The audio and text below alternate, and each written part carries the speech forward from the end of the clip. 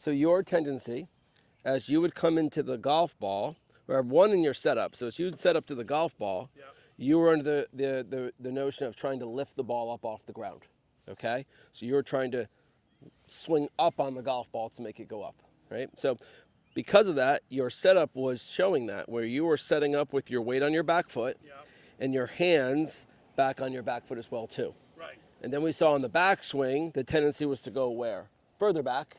And then the follow through looks something like this, the finish, right? So you're either going to hit the ground first back here, or to avoid hitting the ground, you would pull in with your arms, and then we hit just the very top of the golf ball, right? Yep. Okay, so we talked about what do we need to do to actually get this ball up in the air is we actually need to get the bottom of our swing, where this black line would be, Yep.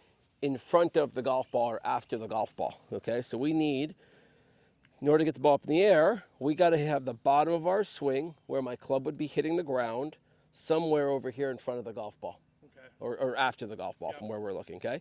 If that's the case, what direction is the club traveling when it gets to the ball? Is it going up or is it still going down? Still going down. Still going down. Very good, okay? So to help do that, we made some changes in your setup. And the first thing that we did is set you up with your weight a little bit more forward, okay? So if I got this stick here just in front of center of my body, Yep. I want to make sure when I set up that my weight is on this side of the golf ball or this side of the stick. So we simplified that by just saying weight forward, Yep. okay? Starting with a little bit more forward. Next thing we did is with the club, okay, with your hands, is we're going to push your hands more forward as well. So as I'm setting and looking down at the golf ball, I can't see the toes of my left foot, right? As opposed to my hands back behind this way. And look what that's doing. So that club face is now leaning back too. So we need to be leaning the club forward, weight forward, and the hands forward towards the target. Yep, so over your left foot will be, okay? Good, right? So then from there, once we have that set up, we're just trying to maintain and keep that throughout the swing. So the backswing, we were making sure that the hips were turning as opposed to swaying and moving all the way onto the back foot, right? So we start with the weight left, we keep the weight left, and then the big thing would be coming into impact was that my weight's still moving forward towards the target and my hands have stayed ahead of the golf club. And that's going to allow me to A, hit the ground, and B, hit the ground in front of or after the golf ball, okay? So we're going to make sure we set up, weight forward, so belt buckle over the left heel, Yep. hands over your left toes.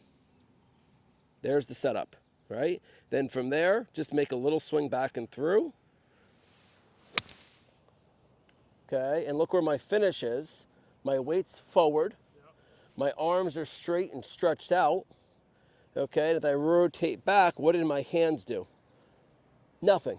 My hands didn't move the club at all. Okay. They might a little bit, but I'm not actively trying to move them because if I try to use my hands to move the club, what's going to happen? I'm going to get to the ground before the golf ball. Okay. And we want to keep the handle forward, which would help shorten the club and keep it short. We're going to lengthen it through the golf ball. Make sense? So the setup is better, right? And we're understanding the concept Yep. of having to have the weight more forward and the handle more forward. Yep. We set up a little bit that way, and we want to make sure we're maintaining that in the swing. So what your tendency is, and again, it goes back to what your concept was. Right. When we first started, your concept was trying to lift this ball up in the air. So you were doing everything in your swing to try to make that happen. You were doing it perfectly. Yep. The problem is that that's not the way we get the ball to go up in the air. Right. Okay? So your setup was good, better, right? With the weight a little forward, handle a little forward.